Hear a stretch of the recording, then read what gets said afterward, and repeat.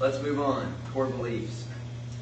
This is an interesting portion for me to do, not because we're fuzzy about things, but because our church is a very interesting mix of people. There are people who are extremely doctrinal, who are going to look at this and go, I can't believe this is your belief statement. Well, it's really not our belief statement. We are aligned with what you see there at the bottom, the Baptist Faith and Message of 2000, which, just to be honest, makes me think of the Night 2000, like from Knight Rider. And so it's not funny, but it makes me think of it. I laugh on the inside. So we're aligned with that, and the Acts 29 Statement of Faith. You're welcome to get a hold of either one of those. If they're not on our website, they will be.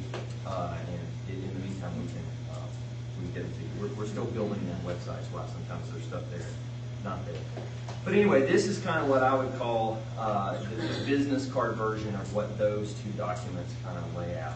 That, I mean, the Baptist Faith and Message, I think, is 30-some pages long, and some people are not going to read that. So they need this distillation. And then the Acts 29 statement is about 15 pages long.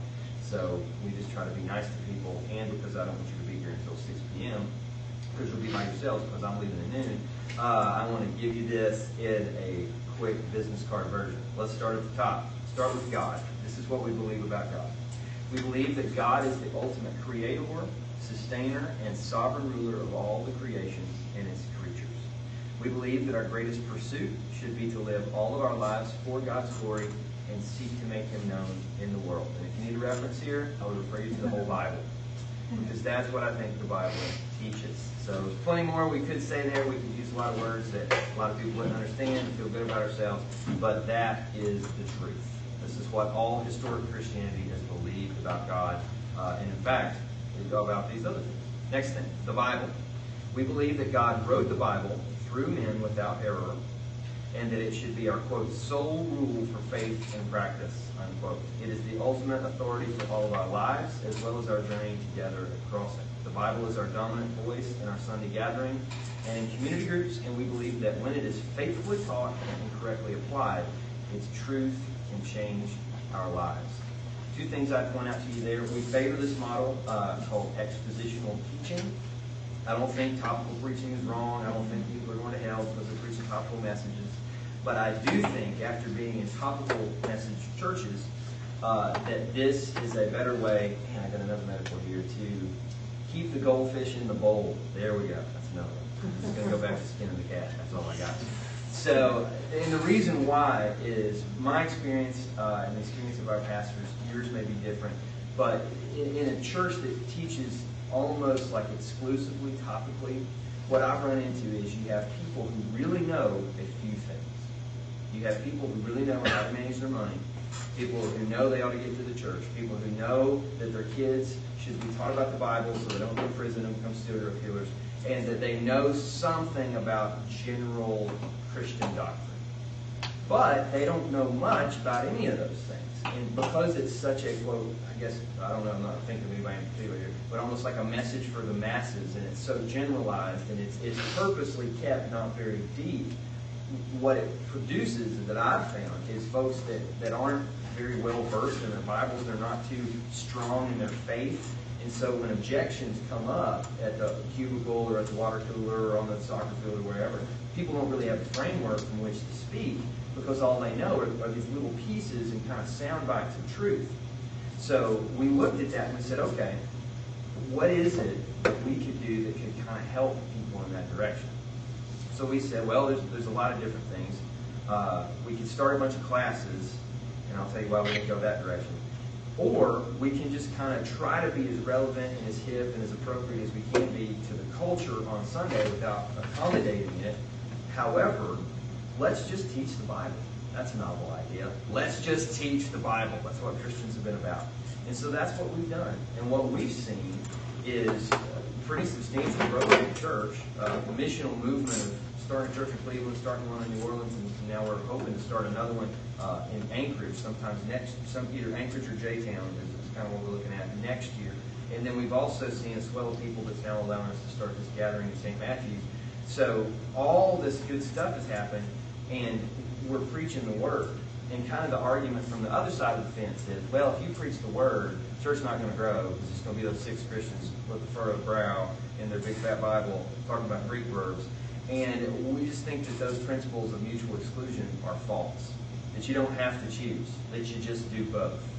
So that is why, that flows from our core belief of the Bible. And we're so, driven with the Bible that it actually comes up on the next page as a passion as well.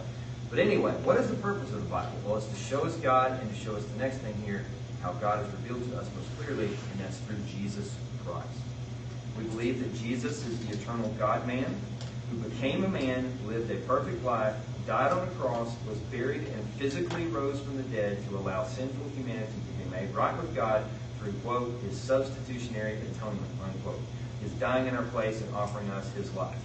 Now, if you grew up in the church, you're like, why did they say that so clearly and specifically? Because there are churches that look like Crossing, that smell like Crossing, that do not believe what I just said. And so I need to be very explicit for those of you who are here and those of you who are watching on the internet, that we are a church that believes in the substitutionary atonement. Because there's something out there called the example theory of the atonement, that basically Jesus kind of died as an example for us. And, it's just meant to kind of say to us that we're supposed to lay down our lives for our neighbors and that kind of stuff. Well, that's not what people died in the Colosseum at Rome to believe, and that's not why they saw their children and themselves be sawed in half for the sake of the gospel. Jesus really died, and he really rose from the dead, and so we just want to be real clear that we're about the substitutionary atonement. So that may not be for any of you guys, but it is for a lot of folks. There's a movement that really, people in the movement really question that. So what do we believe about the example theory of the atonement, these other ideas? We totally believe that there is an example that Jesus sets for us, that we should lay down our lives for our friends and our neighbors, etc., etc. But if you divorce that from this, then you kind of miss the point. So just want to be clear about that. We believe that who you think Jesus is, that's who we think Jesus is too. Next thing, humankind and salvation. We believe that God created all human beings in his image. That's why life is precious, and he has created them uniquely male and female. And we believe that all human beings are born separated from God and are in need of being made right with God. And we believe that salvation, this being made right with God, comes to us by grace alone. It's God's initiative. He's at work. He's drawn us in through faith alone. And just want to be clear about this. It's not through works. It's not by baptism or any other act, religious or otherwise. And there's a lot of folks that I think kind of they're not necessarily preaching a false gospel. It kind of depends on who you talk to, whether or not they think they are. But I think they get confused about this. Like, I've got good friends that I think overemphasize the necessity of baptism. Now, we think baptism is incredibly important because what we see on the page right before, Jesus says we're supposed to baptize people. However, I don't think that's part of the salvation package, that he saves us by grace alone, through faith alone, and then we show our obedience by being baptized. But that's different than saying the baptism saves you. It'd be the same thing kind of from, let's say, a Baptist tradition. Like, people joining the church. Like, if that person doesn't join the local church, then they are not a tradition, or they're not a Christian. And Baptists wouldn't believe that historically, but I guarantee somewhere out there's somebody at a Baptist church that's like, they didn't join the church, I don't know. And so it's kind of like, a lot of this is just kind of overemphasizing important things. And we just want to be clear that that it's by grace alone, through faith alone, and these other things, which we need to be a part of. And let me just say this, I'll go as far as to say this.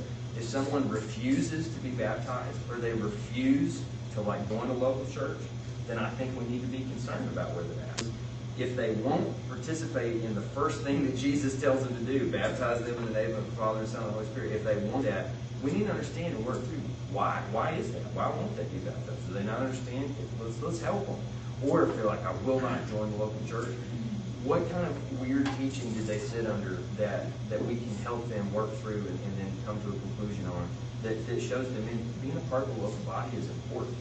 So though it's not salvific, if you will, I love making up these words, it's not salvific, it's really important, and we don't need to blow it off. Okay?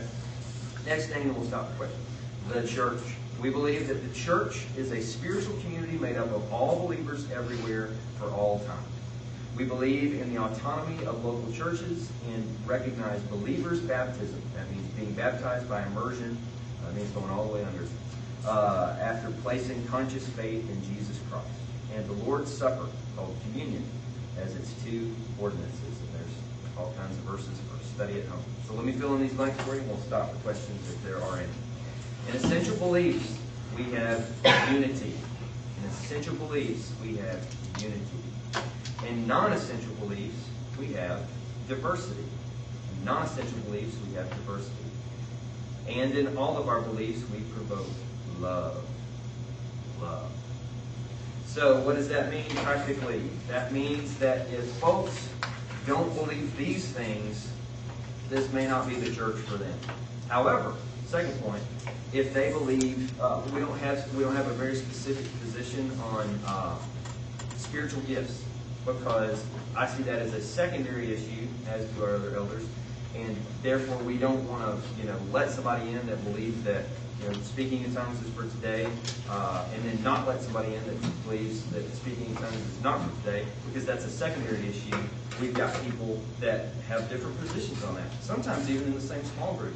And I can't remember in the 3 or 2.5 year history of the church that we've ever had any significant disagreement or fight about that or anything. I mean, people kind of understand, we need to be together on this, but after that, it's okay for us to have a little bit different perspective. So that's worked for us, and I don't make that just as a practical argument, but it really has. And these are what kind of historic Christianity is called kind of cardinal doctrines, and so we want to unite about those, and then kind of leave some of the other stuff for backroom conversation.